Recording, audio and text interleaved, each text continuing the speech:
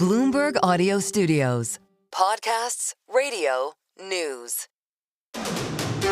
This is Bloomberg Intelligence with Alex Steele and Paul Sweeney. The real outperformance has been in U.S. corporate high yield. Are the companies lean enough? Have they trimmed all the fat? The semiconductor business is a really cyclical business. Breaking market headlines and corporate news from across the globe. Do investors like the M&A that we've seen? These are two big-time blue-chip companies. The window between the peak and cut changing super fast. Bloomberg Intelligence with Alex Steele and Paul Sweeney on Bloomberg Radio.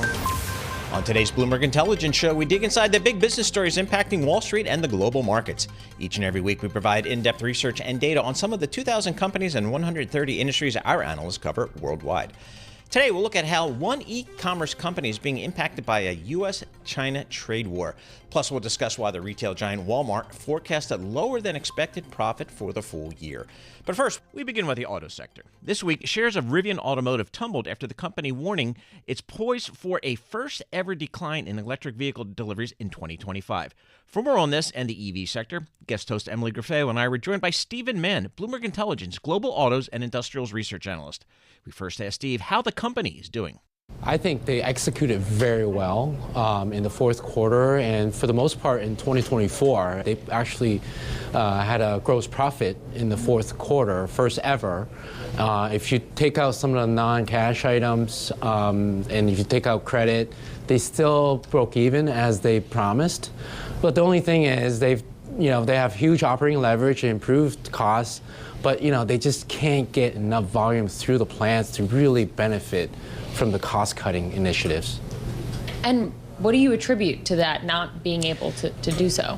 Yeah, their guidance were lower than expected. There's some concerns about the Trump administration cutting the 7,500 EV tax credit, denting sales. So, and then the other thing that, they're planning to do is shut down the plant for part of the fourth quarter to really, bring on the R2, a smaller mid-sized vehicle next year.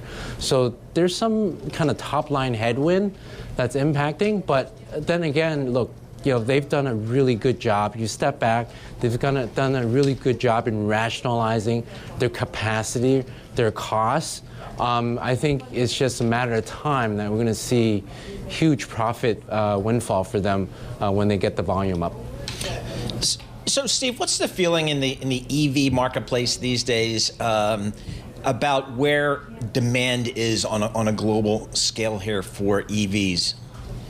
It's still strong. We're actually predicting that EV sales will be up single digits, similar to last year. And then in 2026, 2027, I think that's when things will improve. Like if the $7,500 EV tax credit goes away, there are a lot of new affordable vehicles coming into the market. So I don't think the consumer will need the $7,500. So I think demand will improve, and I think we'll have to wait until 2026. And specifically Rivian, we're very positive. I think they are going to launch a new mid-sized vehicle that's going to resonate well with the consumers. What did you learn in Rivian's report about just how the company is reacting to the prospect of tariffs? It's something they can't control, obviously, but I think they were anticipating the $7,500 going away. They don't expect that to continue forever, and that's why they took that cost-cutting initiative at the middle of last year and really reduced costs by more than 30%. And that will allow them to actually have more flexibility on pricing. And the second thing they're doing is they understand what the consumer wants. They want a more affordable vehicle, and that's why they're going to launch the R2 in early 2026 or late 2025. So they've anticipated that. Steve, we can't talk to you without talking about Tesla. It's off about 15% year to date, but it's up, almost 75%, a little more than 75% over the trailing 12 months. So it's kind of the typical volatility that we're, I guess, used to with Tesla here. What's the feeling out there today? Is Elon Musk a net positive or maybe even a little bit of a net negative for this stock right now? I think the concern is really some of the sales that's been pretty weak in the U.S. and as well as in Europe. And I think the rhetoric, and there's news out there, there's surveys out there saying that Elon Musk is having an impact. His involvements with Doge. But at the end of the day, if I step back and look at the product rollout, the product rollouts that they're coming up with this year with the new Model Y, I think that the Model Y rollout is having some impact on current sales because customers are actually waiting for the new vehicle. And also, there's an affordable model also from Tesla coming out later this year. I think it's going to be a slower year for Tesla in terms of sales, but I think in the second half and into the fourth quarter, it will definitely pick back up. There's already signs of strong demand for the Model Y. If you look at China, they start delivering the new Model Y, and consumers are really liking that vehicle right now. I have to ask about the Cybertruck. Anecdotally, I've seen this vehicle everywhere on the streets of New York City, but I'm not sure if I'm just noticing it more. But what are the sales looking like for the Cybertruck? The Cybertruck is not going to be like a high volume vehicle like the Model Y or 3. It's still a niche market. I think it helps Tesla build the brand as a high-tech company. It doesn't resonate with everyone, but it does resonate with a large group of consumers that do believe that Tesla has the technology, the manufacturing technology, and the vehicle technology, autonomy technology. Our thanks to Steve Mann, Bloomberg Intelligence Global Autos and Industrials Research Analyst. We move next to the enterprise security software company SailPoint Technologies. Thoma Bravo-backed SailPoint recently completed its initial public offering on the NASDAQ. SailPoint raised $1.38 billion in its debut, and this marked the first major tech IPO of the year. For more, co-host Alex Steele and guest host Nora Melinda were joined by Mark McLean, CEO of SailPoint Technologies. Mark was first asked whether SailPoint's IPO meshes well with the company's long-term vision. Well, I think in general, we've tried to stay focused as a business on building great business with our customers and winning in the market. In some ways, what happens in the financial ownership of the business matters a lot, but it doesn't actually affect our day-to-day lives, if you will, in finding and securing customers and making them successful. That's certainly always our focus. We do think, though, that the IPO gets us back out in the public eye a little more. The importance of what we do and what's called identity security is raising in awareness and importance to the large companies all around the world that we typically serve. And this will help with our visibility. It'll give us future fuel to grow the business.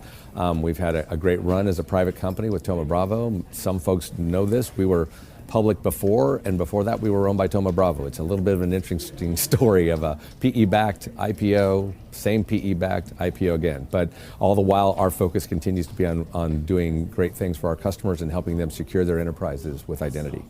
Well, cyber threats have continued to increase. How does SailPoint stay ahead in identity security? Yeah, what's happened in the world of cybersecurity, there's a lot of shifting things in the landscape. A simple metaphor that sometimes helps folks is that the bad actors or the attackers, not so long ago, their metaphor was to break the glass and grab the jewels and run. Quite often now, and we've seen this in breach reports, they'll try to sneak in the back of the jewelry store, pose as an employee, and eventually try to, quote, clean out the jewelry store. And that's because they've been able to impersonate, so to speak, an employee, and that's a compromised identity. What we do is help businesses, typically mid to large enterprises around the world, focus on understanding all the identities they have, both human and non-human, all the data they care about protecting, and making sure that at any point in time, all of those connections are secure. It's a pretty complex problem at scale. Who are your competitors right now, and how can you help differentiate? Yeah, the truth is we've got more, I like to call them PowerPoint competitors than real competitors. Meaning there's folks that are talking about this space quite a bit, but if you look at what happens day to day when we're out in the market, there's very few companies that are capable of delivering the success at scale that we have. We're fortunate to be in almost half of the Fortune 500, about a quarter of the Fortune 2000, and they're generally throwing out older legacy products like from Oracle and IBM. There really hasn't been a strong challenger to us in this key space, and that's part of what I think has gotten investors excited about our potential for long-term durable growth. So another thing that's been in conversation, I'm curious, how are you all planning to address your debt load? Well, one of the key use of proceeds will be to pay down a lot of the debt. We actually had a little more debt about 6 months ago. Our backers, Thoma Bravo, chose to take some of that debt out with equity before the IPO, and we'll use the bulk of the proceeds from the IPO to pay that debt down significantly, putting ourselves in what they call a net debt zero, meaning we'll have as much more cash as we have debt, which from a financial profile standpoint makes investors really happy. Why do you guys decide to do the IPO now? We were just talking about IPOs in general, and I was talking about an LNG exporter that went public at seemingly a great time, and it didn't go so well. So I wonder why strategically you guys chose right now. Well, we've been watching markets as everyone has, and I think we were really pleased with the progress of the business. We went private about 2.5 years ago. As part of our S1 filing, we talked about the fact that as of our third quarter last year, we'd grown the business at 30%. We'd been able to deliver non-GAAP margins of about 14% and had a strong sense that durable growth would continue. And that was at scale. We're over an $800 million revenue business now. And investors don't see a lot of profiles of growth at scale with profit. And I think our sense was that the markets were kind of hungry, so to speak, for new issuances, particularly I think in technology. Security's been considered a really good market for a long time. I think we looked like a company that would fit many of their requests, so to speak, for a durable growth company in the security space. How are regulatory shifts driving demand for identity security solutions as enterprises continue shifting to the cloud? How is SailPoint evolving its offerings? Well, it's interesting you mentioned that. Regulatory is indeed part of the landscape we're addressing. Sometimes, audits or the threat of failed audits or not being able to comply with regulations is a driver. But increasingly, our space is less about that. It hasn't moved away from that, but it's less about that than truly securing their data. Again, what's happened is this concern that data can be compromised through this lens of identity. If a bad actor can somehow get in, break in, steal an identity, or in some way get access to data through those identities, they can do a lot of damage. So that focus on truly protecting the data is really more of an issue today than just regulatory compliance. What's it like attracting talent right now in the market? Well, I tell you, attracting talent is never easy in a very competitive technology market. I think we're very fortunate at SailPoint. One of the things that we pay a lot of attention to is our culture and our values and how that shows up. And as you probably are familiar, Glassdoor runs around and surveys the world and tries to understand how companies are doing. We were super pleased. They released those results recently. We were number 17 in the world, and if you want to cut it by an interesting factor, we were the highest ranked tech company with under 5,000 employees on Glassdoor. I think that speaks a lot about the kind of culture and the values that we live out in our company. It attracts and retains very good talent, and we're very fortunate. Our thanks to Mark McLean, CEO of SailPoint Technologies. Coming up, we'll look at how banks are financing for the energy transition. You're listening to Bloomberg Intelligence on Bloomberg Radio, providing in-depth research and data on 2,000 companies and 130 industries.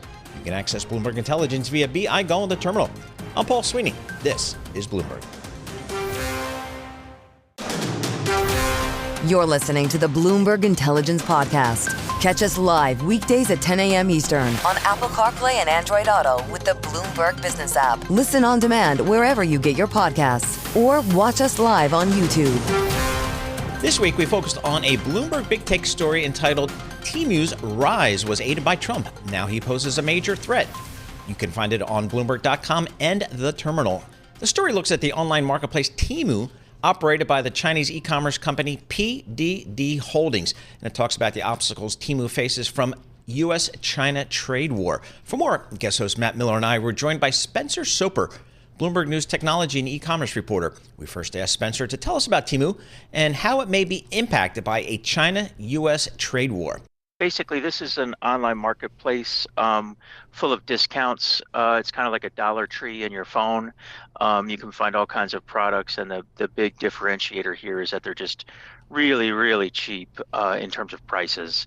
Oftentimes like half as much as, say, like Amazon or Walmart, or even less than that. It's kind of sprang onto the scene in 2022, and it really capitalized on this de minimis loophole, which is basically a tariff loophole that originated in the 1930s, and it's mainly for like travelers coming back with gifts in their suitcases and that sort of thing, so they don't have to get bogged down in paying tariffs and duties. But as e-commerce emerged and cross-border e-commerce emerged, it became a way to to ship products directly from like factories in China to shoppers in the U.S. without paying tariffs and duties, which has helped them beat some prices from U.S. retailers. I love the way your story starts out, which is in a town that I'm not going to try and pronounce, but a Chinese town that's twice the size of Chicago with a lot of blade manufacturers. I actually looked on the Temu.com website, and the first thing I see is a sharp sword, a stainless steel sword for $4.75, and a nail clipper. That probably says more about you because of their algorithm than it does about Temu, you know? Well, I'm looking, to be fair, I'm using the Bloomberg Radio studio computer. I haven't logged on myself, but they also have a nail clipper manicure set for $1.86, which has 23 different tools in it, so what a price. But you talked to a guy in China who has a clipper company, right? And he said he saw an opportunity during COVID. He used to manufacture, and probably still does, products for other brands, but now he's selling direct to consumer with this. Yeah, and that's the big thing is that the Chinese factories are really looking to diversify on, where they sell. And so this factory in particular, they made a lot of these components that were used in name brand razors like Wall or Remington, those sorts of things. And then they realized, you know what, we could actually sell direct to consumer, especially during the pandemic when people were giving themselves haircuts at home and getting pets, and they need to give groom the pets. So it basically gave life to this direct to consumer push for this company. And they had tried Amazon, and they found that Temu was just a lot simpler for them in the sense that they weren't, fighting for every sale on Amazon and paying for all the advertising. And, you really have to run a sophisticated business to sell on Amazon. And they found it a lot easier on Temu in sense where they could just send the blades to Temu and Temu took care of everything. So what's the fate or the expected fate of this international tax exemption, this loophole, this $800 loophole? Because that seems a central strategy for Temu in terms of undercutting Amazon and pretty much everybody else. That's the $1 million question right now. I mean, it's not the only advantage Temu has. It's certainly one of them, and it certainly helped them be a differentiator. And we're still not exactly sure what's going to happen. Trump made this mandate to eliminate the loophole, but then backpedaled on it. They have to figure out exactly how this is going to work. And once we know exactly how it's going to work, then businesses are going to look for potentially other loopholes or that sort of thing. So all of this stuff is still shaking out. The bottom line is you could see consumers take some price increases. You could see factories taking a little bit less to try to share in the pain. Retailers cutting their profit margin. So generally when these kind of things hit, it's not like a one size fits all solution. We'll see this. We'll see the pain of any of these tariffs applied differently, throughout all the players, depending on the position of strength that they're in. I mean, in reporting on this story, Spencer, did you note that many of Amazon's products are made in China as well? In fact, when I look through Amazon for any specific goods, I tend to notice a lot of brand names that I've never heard of or can't pronounce. A lot of times they're just a bunch of consonants thrown together.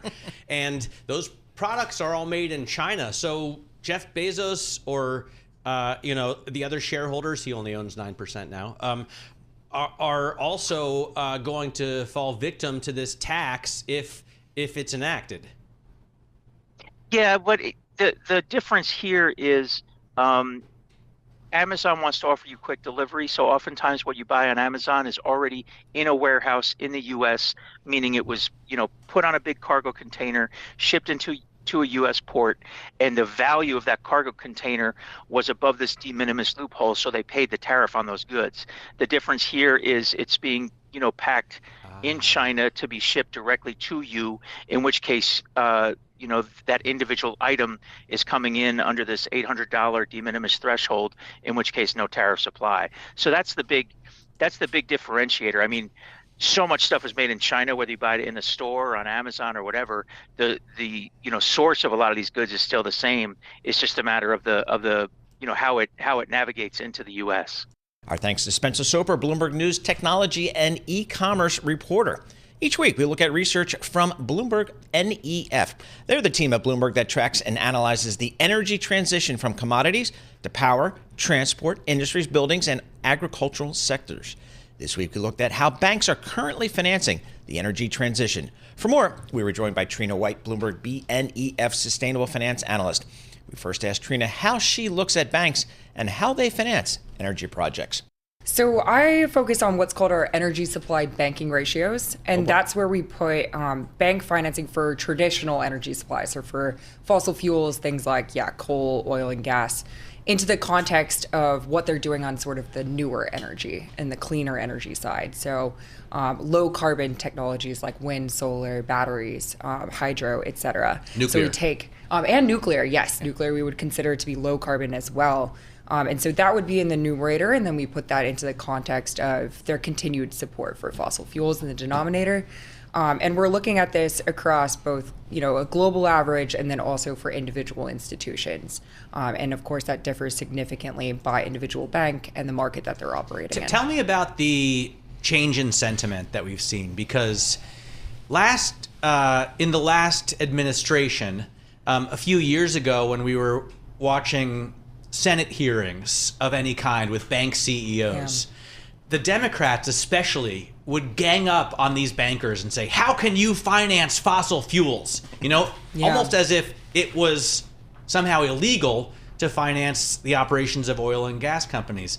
Now it seems with this new administration, like you're going to see the exact opposite happen, right? As we see banks pull back from, for example, DEI, there's a great story in the Bloomberg Terminal about that. I wonder if we're going to see banks also pull back on funding of solar and wind and other renewables. So when wind was blowing, in the opposite direction, and it was, very favorable, both here in the US and internationally, for banks to make these, really strong commitments to climate.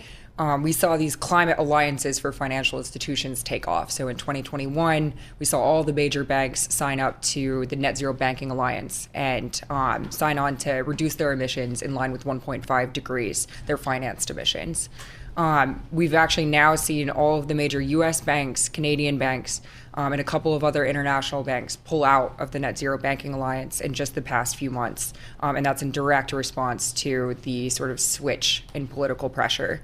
None of these banks have actually, pulled back their internal commitments, and particularly their sustainable financing commitments. So while they may see it very, very difficult to decrease their financed emissions and their support for fossil fuels, when, the administration is pushing a drill, baby, drill agenda, none of these banks want to, stop supporting what they still view as the future, which is these low carbon technologies. And so if it is profitable, if the returns are there, they're still going to be financing wind, they're still going to be financing solar.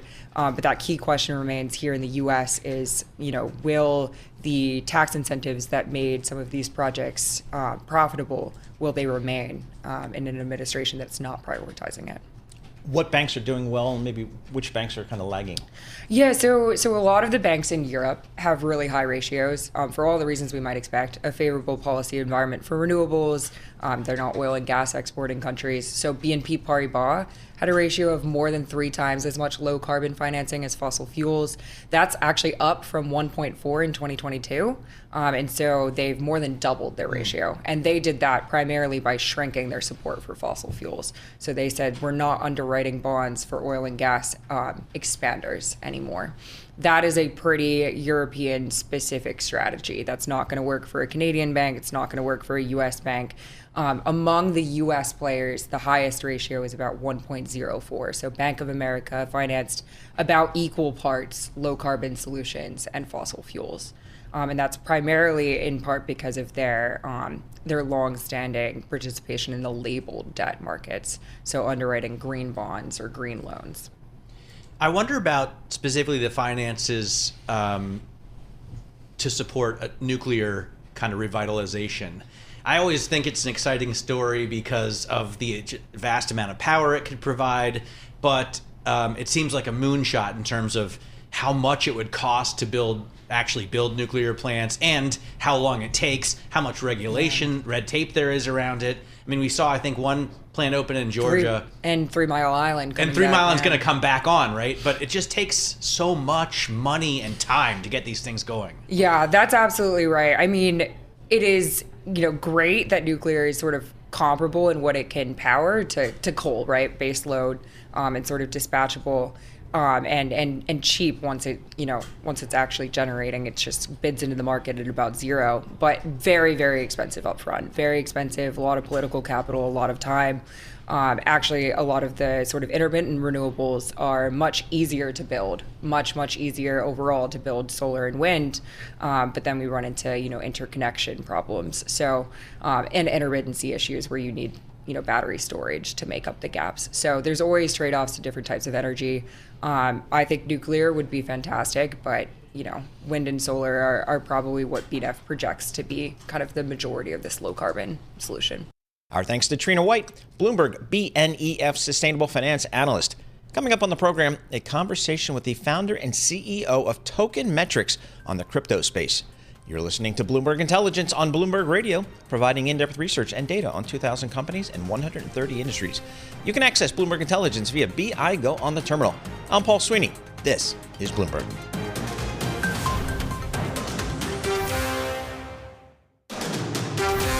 You're listening to the Bloomberg Intelligence Podcast. Catch the program live weekdays at 10 a.m. Eastern on Apple CarPlay and Android Auto with the Bloomberg Business app. You can also listen live on Amazon Alexa from our flagship New York station. Just say, Alexa, play Bloomberg 1130. We move next to the retail giant Walmart. This week, Walmart forecast a lower than expected profit for the full year. This suggests that the uncertain economic environment is hitting even the world's largest retailer. For more, guest host Emily Graffeo and I were joined by Emily Cohn, Bloomberg Consumer Team Leader. We first asked Emily for her take on the latest at Walmart. This was a consistent guidance in line with what they laid out last year for the full year as well. But it definitely signaled that the world's largest retailer, Walmart, isn't immune to the risks that are out there for the broader economic environment. Granted, Walmart has historically given conservative outlook to start the year off, but this definitely showed, and they used the word uncertain. I haven't checked, but a number of times on their analyst call. That was sort of like the theme of the call. What else did they say for this, I guess we could call it, conservative or negative outlook? Did they mention it's because consumers are pulling back, people are looking for bargains? I guess, what did we learn about the consumer in this report? Yeah, it wasn't negative. It was in line with what they offered last year, 3 to 4% growth. But I think, I think that's taking into account near-term investments. So they mentioned things like consumer trends and near-term investments like the cost of the acquisition of the smart TV maker Vizio. We're still seeing those costs take a hit on the bottom line. But yeah, they said they haven't incorporated yet the risk of tariffs into their guidance. We also saw U.S. retail sales dip in January and core inflation pick up. So I think those are all things that are weighing on retailers, and Walmart certainly isn't immune. How about on the tariff front? I mean, I'm looking at the Bloomberg News right up here. Talk about tariffs. Walmart imports food from Mexico and general merchandise products like microwaves from China. What are they saying about tariffs? Is that incorporated in their guidance? They said they have not incorporated tariffs into their guidance before. Tariffs aren't new for a company like Walmart. Obviously, we saw import tariffs during the last Trump administration. But they're doing what we've seen most companies do so far this year, which is say, it's uncertain, we're not sure what's going to happen, and we're not incorporating tariffs into our guidance yet. But food prices were up for them. General merchandising prices, I think, came down a little bit. I actually learned something new about Walmart, and that's that you can buy a pre-owned Chanel bag through their website. So I guess they're getting into online sales. They're beefing up their digital operation to include items like collectibles and pre-owned Chanel bags. Wow. Think about that. I mean, luxury items at like a discount retailer. Yeah, so Walmart is still small compared to Amazon, but in terms of e-commerce, but that's an area where they're just continuing to see huge growth in e-commerce and their marketplace. So that is something that you'll continue to hear them talk a lot about, and there's a ton of upside there. Pharmacy delivery was another one that they shouted out. That's a new business for them. So these newer businesses continue to grow a lot for Walmart, and they would say there's still a big runway there when it comes to competing with Amazon. It's interesting. Comparable sales, excluding fuel, rose 4.6% at U.S. Walmart stores open at least a year for the quarter ended January 31st. That's higher than Wall Street had been anticipating. So it doesn't seem like the consumer per se, at least in this quarter, was a problem. The consumer was still spending. So an interesting thing about the growth this quarter and actually last quarter as well was that growth was mostly coming from higher income households. So households that are earning more than $100,000 a year, not the person you typically think of as your average Walmart shopper. These are like wealthier people who are looking for deals, looking for value. Maybe they're coming to Walmart for groceries as opposed to Whole Foods this quarter because prices on food are so high. So that's really where the growth is still coming from, are wealthier shoppers. Does that tell you then that the consumer is maybe weaker if these high-income people are having to move down the spectrum? It's possible, and I think, we are looking forward to the rest of the big box results coming this quarter. We're looking at Home Depot, we're looking at Target. I think they will tell us a bigger picture view of how the U.S. consumer is doing. But yes, I have the same question. Where are those shoppers coming from? Who's losing here? Our thanks to Emily Cohen, Bloomberg Consumer Team Leader. We move next to the crypto space, and I was recently joined by crypto expert Ian Balina, founder and CEO of Token Metrics. We discussed the state of crypto at the start of the new Trump administration in the U.S. and how artificial intelligence is transforming the industry. I first asked Ian about how the crypto community views the Trump administration and their current stance on crypto. The new Trump administration being pro-crypto, they've mentioned that they anticipate having pro-crypto regulation within 6 months. So long-term, this is amazing for crypto. For the first time in its history, crypto is running downhill, not uphill. But in the short term, there has been a large correction in crypto from different sectors, from AI to DeFi, but crypto hasn't really taken off as people had anticipated. Trump entering office has led to essentially buy the rumors, sell the news. But long term, this is bullish for crypto long term. Well, how about you mentioned distributed finance, AI, crypto, a lot of stuff wrapped up in that. Where do you see, or where do you and your clients and your investors, where do you see the most opportunity here? AI. AI still has the most opportunity. If you just take the total crypto mind share, in the last 1 year or so, peaked at about 70% being fully AI. What does that mean? That means the attention, the awareness in the crypto space was solely focused on AI sector, AI projects, from projects like AI16Z to projects like ARC and others.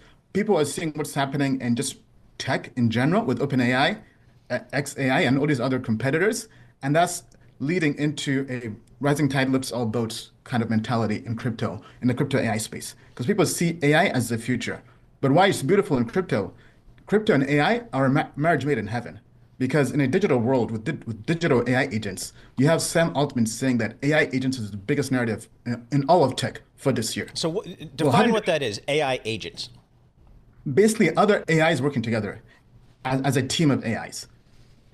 These teams of AIs working together, how do you trust each other? That's what crypto is about. Crypto is built on cryptography, having people online transact through different currencies without having to trust each other. Applying that to AI agents, to me, just naturally makes sense. Well, one of the areas that a lot of folks that maybe aren't as involved in AI, in crypto, in some of these new technologies is, does there need to be regulation? If so, how much and by whom? Where are we there? Yes, there definitely does need to be regulation in the crypto space, also in the AI space as well, but not to a level where it stops or restricts innovation, right? Because AI, as mentioned by the administration, is essentially a national security issue. China is basically just flying by their pants, and we can't really allow the U.S. to become backwards in terms of technology with AI. And the same thing with crypto. So I don't think restriction that inhibits innovation makes sense. That's why I think David Sachs, the AI crypto czar, was actually appointed to that role. Those two are tied together. AI and crypto are tied together because for America to stay forward as a company, as a country, in terms of the economy and just technology and advancement, they have to innovate. And for the last almost 8 years in crypto, with the SEC and other different regulators, they have forced U.S. entrepreneurs offshore. And now, by the new administration wanting to make crypto, or rather make America the crypto capital of the world, they have to basically be open for business. And they have to welcome innovation, not try to push it offshore. So one of the uncertainties, I guess, of the Biden administration was who, in fact, would regulate some of these technologies, particularly across the crypto space. Was it Gary Gensler at the SEC? Was it the CFTC, the Commodities Futures Commission? Where are we going now? Where's the wind taking us now? Who's going to regulate this thing? So right now, it looks like it's basically a team effort. It's both the CFTC kind of taking the lead and also the SEC as well. But regardless of who's taking the lead, they all have to really understand crypto at a deep level. They can't be crypto naysayers. Yes, there are risks in crypto. Yes, crypto is not perfect. It's not ideal. It's new technology. It's still being polished. But you have to kind of take a very optimistic approach in terms of seeing the future and the possibilities of crypto. So, Bloomberg News did a story a couple of quarters ago when every single one of the S&P 500 companies mentioned AI in their quarterly earnings release and comments. That's up from a handful a quarter or two before that. Where do you see the real, I guess, applications of AI? Where are most of us going to see it day to day? How are you guys thinking about that? So what we're seeing with our customers and even people in the crypto space is AI is unlocking a completely new user experience. So for example, take DeFi, decentralized finance in crypto space, whether it's yield optimization, whether it's trading agents, different complexities that you basically had to be a crypto expert or a quant expert to leverage. You can now just use AI to help manage all that for you. What does that mean? Let's say you want to do a flash loan, which is basically complicated way in crypto of borrowing money and making a trade and paying it back all in real time, all in one transaction. Very hard to execute. But now with AI, in the same way how ChatGPT has unlocked and given everybody pretty much a PhD on their computer, you can now have that same PhD person doing all kinds of innovations in the crypto space, from trading to investing to rebalancing your portfolio. For example, at Tokenmetrics, we're building trading agents to allow people to trade crypto using AI in a passive way. So we're seeing this completely unlock different elements that the average person didn't really tap into or have access to. Ian, it's early in the Trump administration. How, I guess, optimistic are folks in the crypto space that President Trump and his team will, in fact, deliver on being, a very positive force for crypto? Very, very optimistic. Because if you just kind of zoom out and see the history of crypto has grown to become a $3 trillion asset class. We think it can go to about 8 to 14 trillion by 2026. But that entire time, it's been basically pushed down by an anti-pro crypto regulation. Right. And now crypto finally has a seat at the table. From the crypto ball to the crypto council to the AI crypto czar, there's finally a pathway to crypto having a seat at the table and to crypto becoming a much bigger asset class. Our thanks to Ian Bellina, founder and CEO of Tokenmetrics. This is the Bloomberg Intelligence Podcast, available on Apple, Spotify, and anywhere else you get your podcasts. Listen live each weekday, 10 a.m. to noon Eastern on Bloomberg.com, the iHeartRadio app, TuneIn, and the Bloomberg Business app. You can also watch us live every weekday on YouTube and always on the Bloomberg Terminal.